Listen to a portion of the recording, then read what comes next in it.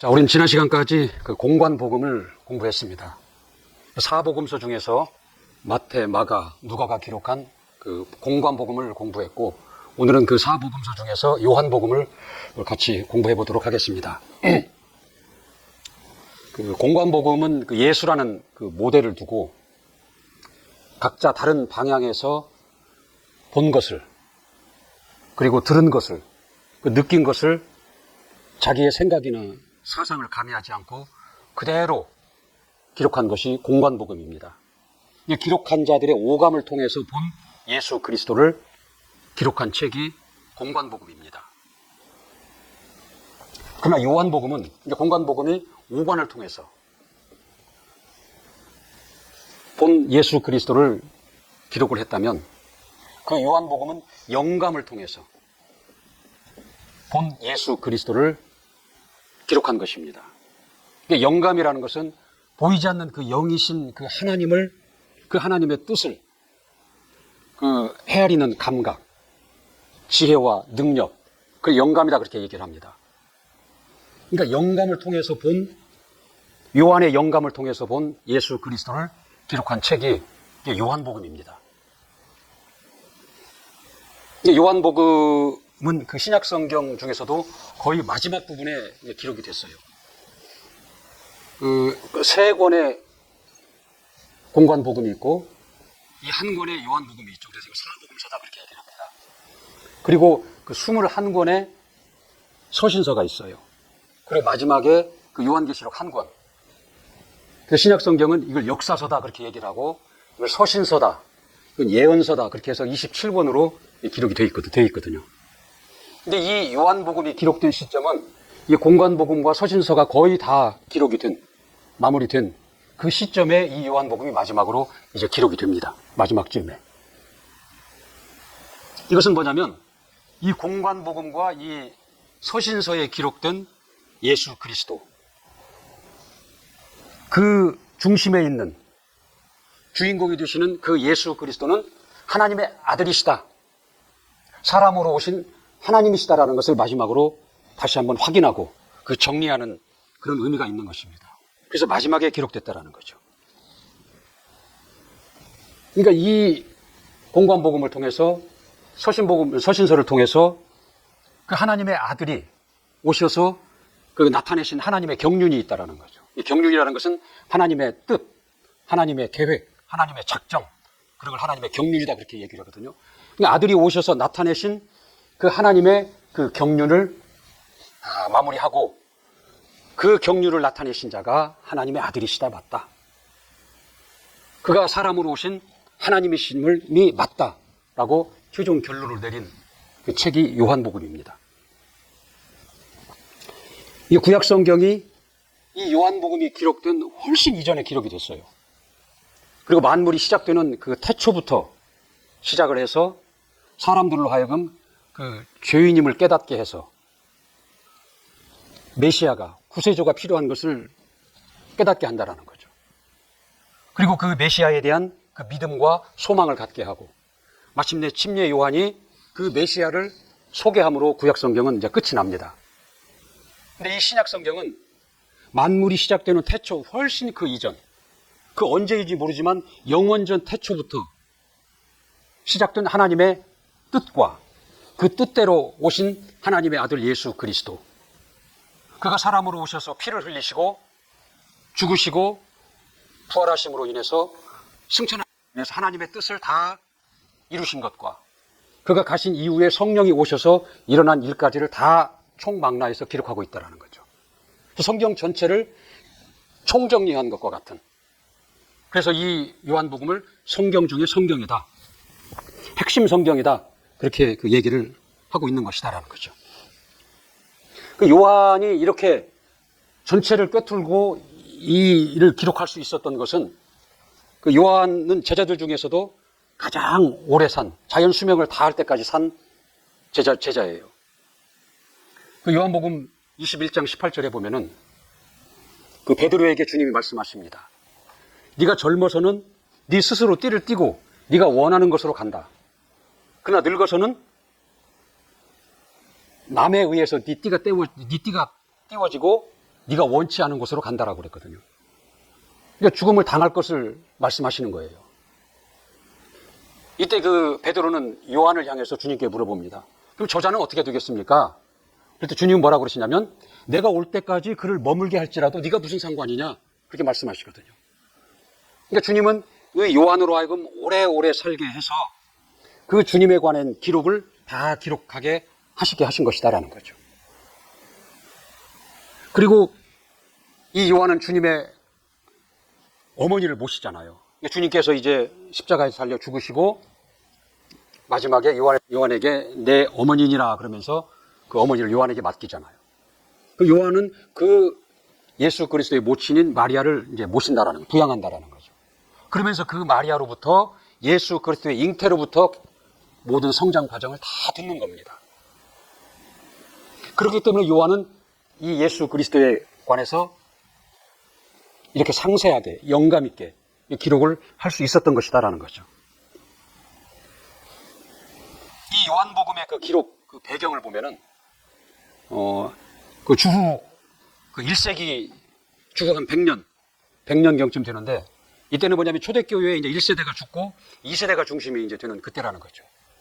그러면서 교회 안에 그 잘못된 영지주의가 이제 흘러 들어오기 시작합니다.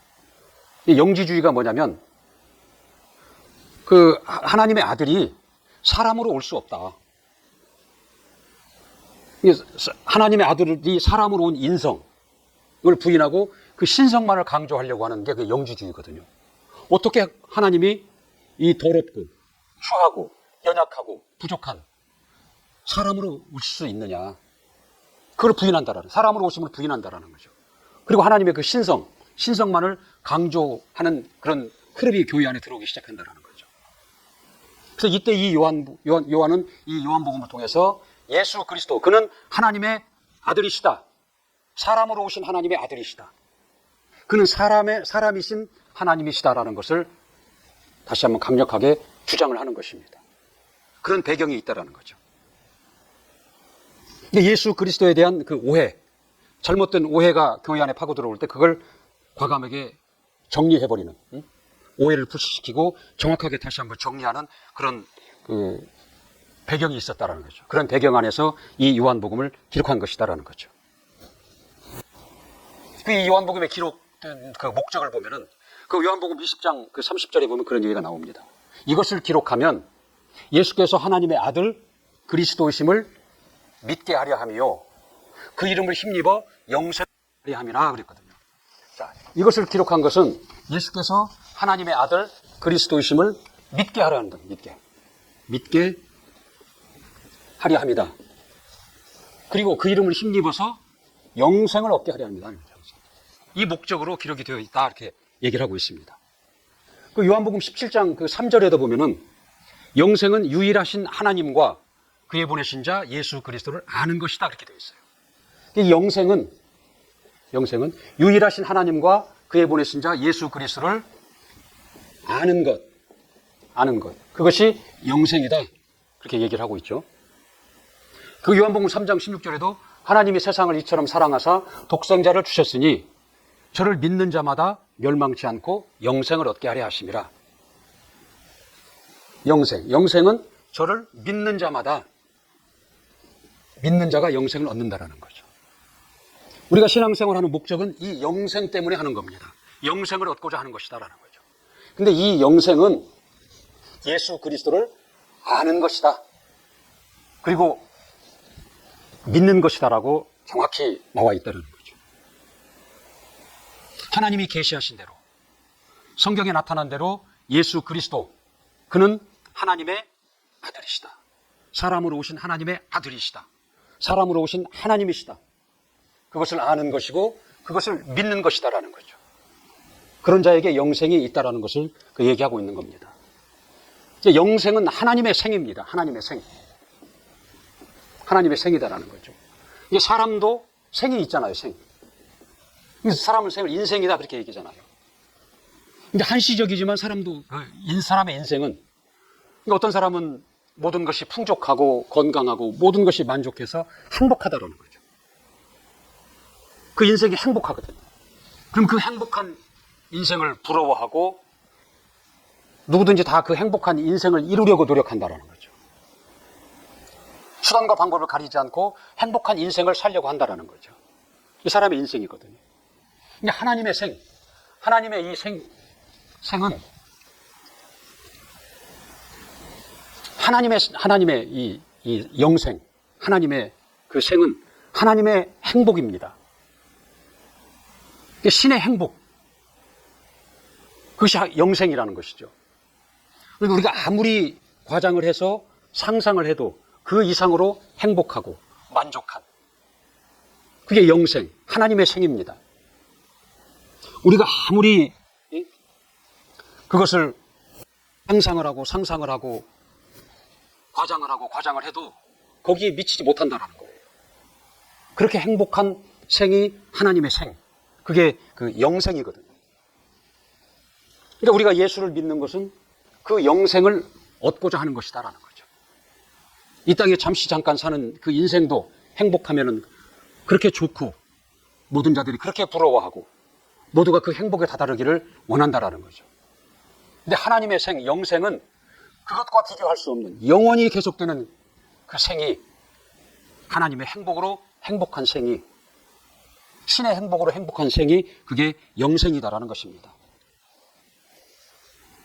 이게 단순하게 불행하지도 않고, 그리고 뭐 특별히 행복하지도 않고, 그냥 단순히 그냥 살아있는 상태가 계속되는 것이 그게 영생이 아니다라는 거죠. 그런 영생은 무슨 의미가 있겠어요? 그 하나님의 생이라는 것은 하나님의 행복으로 행복한 것이 영생인 것이고. 저는 한때 그런 생각을 했었어요. 내가 사람으로 태어나지 않으면 그 지옥 갈 염려도 없고 그냥 막연하게 오래 사는, 죽지 않고 내 영혼이 그냥 오래 사는 그 영생도 없을 것 아니냐. 그러면 지옥에 갈 위험 부담도 없고 내가 안 태어났다면, 그리고 신앙생활을 할 필요도 없지 않겠느냐. 그 정도의 그 생이라면은, 그렇게 생각한 적이 있었어요. 그러나 사람으로 태어났기 때문에, 태어나서 예수 그리스도를 알고 영생을 얻기 때문에 하나님의 행복으로 영원히 사는 그 영생을 누리게 된다는 거죠. 그러니까 사람으로 태어나지 못했고 그가 살아있는 동안에 은혜 받지 못하면 그 영생을 맛보지 못하는 거예요. 그 하나님의 행복으로 행복한 그 영생을 맛보지 못한다는 거죠. 그래서 사람으로 태어난 것을 감사하고, 더 나아가 우리가 예수 그리스도를 알고 믿어서 영생을 얻은 것을 그래서 다행스럽게 여기고 그것을 감사하는 것이다. 그런 것입니다. 이 요한복음을 기록한 책이, 성경이 마찬가지지만 예수 그리스도를 알게 하는 것이다. 믿게 하는 것이다. 그래서 그런 자들로 영생을 얻게 하는 것이다. 라는 거죠. 기록된 목적이다라는 거죠. 근데 요한이 본 이제 그 예수, 마가는 마가의 입장에서 그 예수를 봤잖아요. 누가는 누가의 입장에서, 마태는 마태의 입장에서 봤잖아요. 요한이 본 예수는 어떻게 봤느냐라는 거죠. 요한은 태초 이전부터 계신 하나님이시다, 그렇게 봤어요, 예수를. 그리고 공관복음에서 마태, 마가, 누가가 본 예수 그리스도는 그 다윗의 자손으로부터 시작한다라는 거죠. 그 요셉과 마리아의 아들로 시작을 하거든요. 근데 요한은 영원전, 만물이 만들어지기 그 이전, 영원전, 하늘도 만들어지기 전이고 천사들도 있기 그 전, 영원전부터 계신 하나님의 아들 예수 그리스도로부터 시작한다라는 거죠. 창세기 1장 1절에 그 태초가 있죠. 태초에 하나님이 천지를 창조하시느라 그랬어요. 그 요한복음 1장 1절에도 태초가 있잖아요. 태초에 말씀이 계시니라 그랬다는 거죠. 똑같이 태초지만 이 태초는 다른 것입니다. 그 창세기의 태초라는 것은 만물이 시작되는 그 시점이 있다라는 거죠. 이 시점부터 시작되는, 이 시점이 있는 태초를 얘기하는 거예요. 요한복음의 1장 1절에 나온 태초라는 것은 시작이 없는 태초예요. 시작이 없다라는 거예요. 언제 시작이 됐는지, 시작 자체가 없고 그냥 영원 중에 계신 하나님, 그 영원에 계신 하나님. 그러니까 이 원을 보면은 원은 시작 시점도 없고 끝나는 시점도 없어요. 그러니까 영원하다라는 거죠. 그러나 여기는 시작되는 시점부터 있다라는 거죠. 이게 창세기의 태초는 시작되는 시점이 있다라는 거죠. 이게 태초에 하나님이 천지를 창조하시니라 하는 것은 뭐냐면 시작도 끝도 없는 영원 중에 계시는 하나님. 그 영원, 그 하나님께서 어느 때에, 어느 시점에 천지를 창조하셨느니라. 그렇게 얘기하는 것이다라는 거죠. 이게 이 두 태초를 이렇게 구분하는 것은 뭐냐면 이 태초에 지으신 이 만물을 지으신 영원전부터 계시는, 스스로 계시는, 영원 중에 계시는 하나님이 계시다라는 것을 구분하는 겁니다. 이 하나님께서 이 창세기 1장 1절의 태초를 지으셨다라는 것을, 그것을 알게 하는 것이다라는 거죠. 이 태초를 그래서 우리가 구분하는 거예요. 그게 만물의 존재, 창세기 1장 1절의 만물의 존재와 그것을 지으신 존재, 영원 중에 계시는 을 구분하는 것이다라는 거죠. 그러니까 인류의 역사는 창세기 1장 1절의 태초부터 시작을 하는 겁니다. 하나님의 역사는 영원전 태초부터 시작되는 것이 하나님의 역사라는 것이죠. 그러니까 인류의 역사는 창세기의 태초를 이후로 알면 인류의 역사는 알게 되는 거예요. 그러나 그 예수 그리스도를 알기 위해서는 영원전 태초부터 더듬어 올라가야 예수 그리스도를 알 수 있다는 거죠. 그래서 그 인생의 태초와 우리 인류의 태초, 내 인생의 태초와 그 예수 그리스도 사람으로 오신 인자의 태초는 다르다라는 것을 지금 얘기하고 있는 겁니다.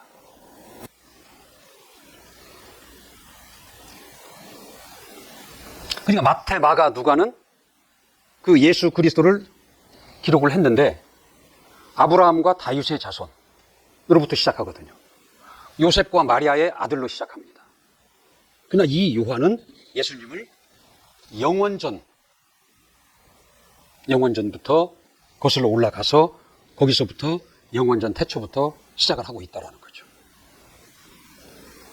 그러니까 요한은 이 하나님의 아들 예수 그리스도는 영원전부터 계신 분이다 하고 봤다라는 거죠. 그렇게 공관 복음을 본 저자들과 보는 관점이 다르다라는 거죠.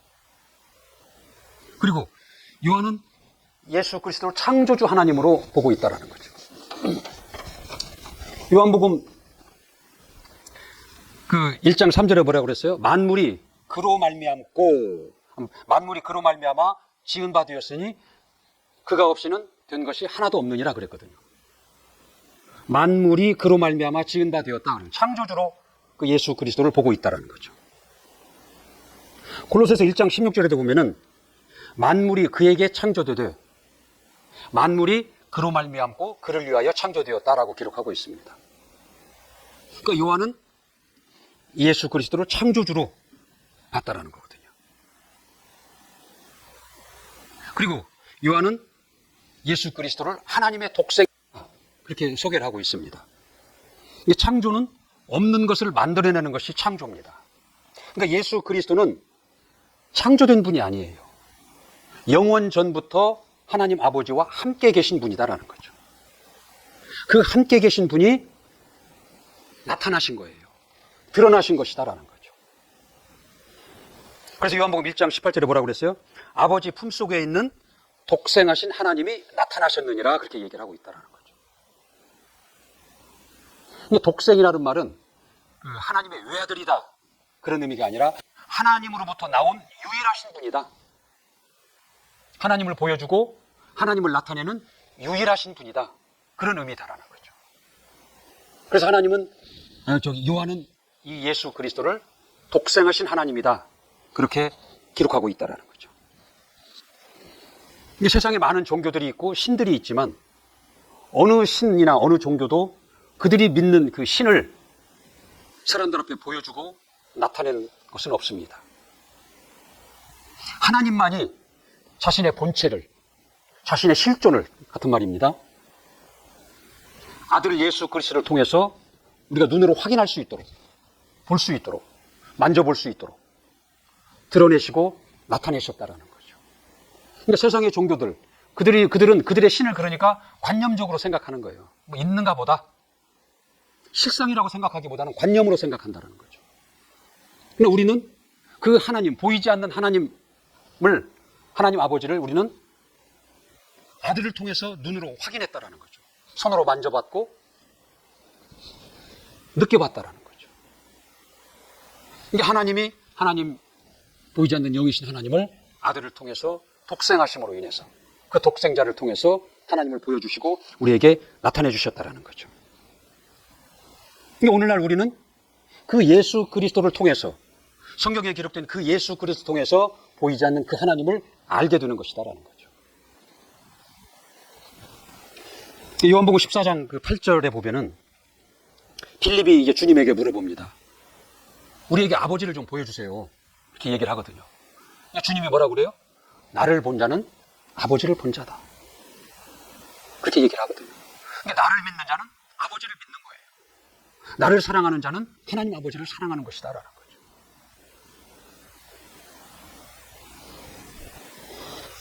거죠. 요한 1서 그 1장에도 보면은 생명이 나타나신 바 되었다 그랬어요. 나타나신 바 되었다라는 거죠. 그러니까 예수 그리스도, 그는 창조된 분이 아니고 영원전 하나님과 함께 계셨던 분이 2000년 전에 나타나신 겁니다. 우리로 하여금 볼 수 있도록, 확인할 수 있도록 나타나신 분이다라는 거죠. 이제 멀리서 저를 보면 한 덩어리로 보여요, 그냥. 근데 제가 손을 들면 이 손이 나타나는 겁니다. 양손을 들면 양손이 나타나는 거예요. 이 만들어진 것이 아니라, 이 손이 어느 날 만들어져서 보여지는 것이 아니라 있었는데 나타났다라는 거죠. 보여졌다라는 것입니다. 이제 하나님의 아들 예수 그리스도는 영원전 하나님 아버지와 함께 계셨는데 2000년 전에 사람으로, 인자로 나타나신 분이시다라는 거죠. 그래서 요한은 그를 독생하셨다 얘기하는 거예요. 독생하신 하나님이다. 그렇게 표현을 하고 있는 것입니다.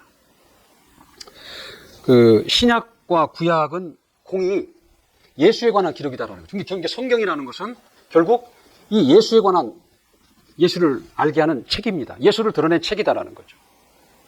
그래서 성경을 통해서 예수를 알므로 인해서 우리가 알 수 있는 것을 하나님을 아는 거예요. 예수가 오셔서 아버지를 소개하고 있잖아요. 아버지가 보내서 왔다라고 얘기하잖아요. 내가 말하고 내가 하는 모든 것은 아버지께서 내게 주신 것, 알게 하신 것, 말하게 하신 것, 하게 하신 것을 한다라고 계속 아버지를 소개하고 있잖아요. 그리고 예수는 또 성령을 소개하고 있잖아요. 내가 간다. 내가 죽고 이제 승천해서 간다. 가면은 그때 성령이 오셔서 너희들을 인도할 것이다. 성령을 소개하고 있다는 거죠. 우리가 하나님 아버지를 아는 방법은 예수를 통해서 아는 거예요. 예수가 가르쳐준, 예수가 알게 하신 하나님을 알아야 된다는 거죠. 성령도 마찬가지다라는 거죠. 그러니까 성경을 공부하는 이유는 예수를 아는 것이고, 예수를 알므로 인해서 하나 보이지 않는 하나님 아버지를 아는 것이고, 그리고 우리에게 오신 그 성령을 아는 것이다라는 거죠. 그 성경은 나에 관해서 기록한 것이다라고 말씀하고 있잖아요. 그러니까 예수를 통해서 알려고 해야 된다는 거죠. 어떤 철학이나 어떤 신학이나 그런 걸 통해서 하나님을 알려고 하는 게 아니라 성경을 통해서 예수를 알고, 예수를 통해서 하나님을 알고 성령을 아는, 이게 하나님이 원하시는 방법이다라는 거죠. 그리고 하나님은 또 이 아들을 증거하시잖아요. 저는 내 사랑하는 아들이요 내 기뻐하는 자라 그러잖아요. 그리고 또 이 성령도 예수를 증거하잖아요. 그 진리의 영이다라고 그랬잖아요. 그 진리 되신 예수를 증거하는, 그가 나타내신 것을 다시 드러내고 나타내고 입증하시는 분이 성령이시잖아요. 이게 성경을 통해서 예수를 알고, 예수는 하나님을 증거하고 성령을 증거하고, 또 그 하나님은 예수를 증거하고 성령은 또한 예수를 증거하고, 이게 성경에 기록되어 있다는 거죠. 그 다음에 요한은 세상 죄를 지고 가는 하나님의 어린 양이다. 하나님의 어린 양으로 보고 있다는 거죠. 이제 구약에서 죄를 지으면 제사를 지내야 되잖아요. 그럼 제사를 지내기 위해서는 그 제물을 가지고 와야 돼요. 나 대신 그 죄값을 치러야 할 제물을 가지고 와야 된다는 거죠. 근데 그 제물은 흠이 없어야 된다라고 그랬어요. 그래서 흠이 없는 양을 끌고 와서 그에게 안수를 합니다. 이게 안수를 한다는 건 뭐냐면 내 죄를 양에게 다 옮겨놓는 거예요. 그리고 그 양을 잡아서 피를 흘리고 죽인다라는 거죠. 그로 인해서 내 죄가 다 죽는 겁니다. 내 죄의 문제가 해결되는 것이다라는 거죠. 근데 안수를 하는 것은 내 것이 전가되는 것이고 쌍방향 전가가 되는 겁니다. 이 재물의 흠 없음, 그 의가 내게로 전가되는 거예요. 그래서 흠 없는 재물을 가져가야 된다라고 얘기를 하고 있는 거예요. 그래서 안수함으로 인해서 내 죄가 그에게 전가되고 그 재물의 의가 나에게 전가되는 것이다라는 거죠. 그 내 죄는 이제 그가 죽음으로 다 해결되는 것이다라는, 이게 제사거든요. 근데 오늘날 우리는 제사 지내지 않아요. 양을 잡지 않는다라는 거죠. 이게 예수 그리스도, 그가 하나님의 어린 양이 되셔서 침례 요한이 그에게 안수함으로 인해서 우리의 모든 죄가 그에게 다 전가된 겁니다. 그리고 예수 그리스도의 그 의, 그는 하나님의 아들이잖아요. 하나님이시잖아요. 그는 거룩하고 죄가 없는 의인이시다라는 거죠. 그 재물의 의가 우리에게로 옮겨오는 것입니다. 그래서 그 의로 우리가 의로워진 거예요. 그리고 그가 십자가에 피를 쏟으시고 죽으심으로 인해서 내 죄가 십자가에 달려 죽은 것이다라는 거죠. 근데 요한은 이 예수 그리스도를 세상 죄를 지고 가는 하나님의 어린 양이다, 그렇게 소개하고 있다라는 거죠. 죄는 반드시 값을 치러야 합니다. 그래서 로마서의 6장 23절에 뭐라고 그랬어요? 죄의 값은 사망이다. 값이 있다라는 거. 값을 치르지 않으면 안 되는 것이 죄라는 것이죠. 이 죄는 관념이 아니에요. 그냥 막연하게 나쁜 것, 그것이 아니다라는 거죠. 반드시 값을 치러야 되는 것이 죄거든요. 그럼 그 죄로 인해서 우리가 이 땅에 사는 동안에 저주 가운데 있고 내 영혼이 영원한 형벌, 지옥에 처할 수밖에 없거든요. 근데 예수 그리스도가 하나님의 어린 양으로 와서 그 죄값을 다 담당하시고, 내 죄값을, 모든 인류의 죄값을 다 담당하시고 그가 죽으셨다는 거죠. 인류의 모든 죄를 해결한 것입니다. 그래서 이를 믿는 자, 그 예수 그리스도를 믿는 자, 아는 자, 그 자가 영생을 얻는 거예요. 죄 해결을 받고 하나님의 영원한 생명을 얻는 것이다라는 거죠. 믿는 것입니다. 믿는 것은 곧 시인하는 것입니다. 시인하는 것, 곧 인정하는 것이다라는 거죠. 인정하는 것과 시인하는 것과 믿는 것 다 같은 말입니다. 그 다음에 하나님의 아들로 소개하고 있다라는 거죠. 하나님의 아들. 한 130여 회가 요한복음에는 예수는 하나님의 아들이시다라고 소개하고 있다라는 거죠. 그리고 아들이라는 것은 뭐냐면 스스로 있는 것이 아니라 아버지로부터 보내야, 아버지가 있어야 아들이고 아들이 되는 거잖아요. 그래서 한 40여 회 이상이 나는 아버지가 보내서 왔다. 아버지가 보내서 왔다. 아버지로부터 보내심을 받아서 온 자다. 그렇게 소개하고 있다는 거죠. 하나님의 아들이심과 하나님의 보내심을 받아서 온 하나님의 아들. 그리고 사랑받는 아들로 소개하고 있어요. 하나님의 사랑을 받는 하나님의 아들이다. 그렇게 소개하고 있다는 거죠. 그렇기 때문에 자신이 말씀하시고 행하는 모든 것들이 내 자의로, 내 스스로 하는 것이 아니라 하나님이 보내셔서 하나님이 주신 것을 말하고 하나님이 하게 하신 것을 한다라고 기록하고 있잖아요. 이 하나님을 그 왕이나 그 무서운 심판자로 소개하지 않고 있다라는 거죠. 요한은 하나님을 아버지로 소개하고 있어요. 선하신 아버지, 인자하신 아버지. 우리가 우리를 아는 것보다 우리를 더 잘 아시고, 우리가 우리를 사랑하는 것보다 우리를 더 사랑하시는 아버지로 소개하고 있다는 거죠. 그래서 요한은 그 요한복음에 하나님을 아버지로 그렇게 소개하고 있다는 거죠. 그리고 이 요한복음에는 그 예수님의 그 정체성과 사명이 가장 풍성하게 나와 있다는 거죠. 정체성과 그의 사명이 요한복음에 아주 풍성하게 나타나 있어요. 그 요한복음 6장 35절, 41절, 48절, 51절에 보면은 나는 생명의 떡이다. 나는 생명의 떡이다. I am bread. 나는 생명의 떡이다. 그렇게 표현하고 있다는 거죠. 나는 세상의 빛이다. 요한복음 8장 12절, 또 9장 5절에 보면 나는 세상의 빛이다 라는 거죠. 나는 양의 문이다. 10장 7절 9절 보면 나는 양의 문이다라고 소개하고 있고, 나는 선한 목자다. 10장 14절 나는 선한 목자다. 나는 부활이요 생명이다. 11장 25절에 보면 부활이요 생명이다. 내가 곧 길이요 진리요 생명이다. 14장 6절에 소개하고 있잖아요. 이렇게 예수님의 그 정체성, 나는 누구다 라고 이 요한복음에 아주 그 요한은 그 예수님의 정체성에 대해서 풍성하게 기록을 하고 있다는 거죠. 그리고 그의 사명을 또 기록하고 있어요. 나는 스스로 온 것이 아니다. 아버지가 보내서 왔다. 7장 28절, 8장 42절 같은 데 보면 아버지가 보내서 왔다. 그의 지금 사명을 얘기하고 있는 거예요. 아버지로부터 보내심을 받아서 왔기 때문에 아버지가 원하는 일을 한다는 거죠. 아버지가 시키신 일을 한다는 거죠. 그에 대한 사명을 지금 얘기하고 있는 것이다. 나는 하나님의 아들이다. 자신의 정체성이면서도 자신의 사명이라는 거죠. 그게.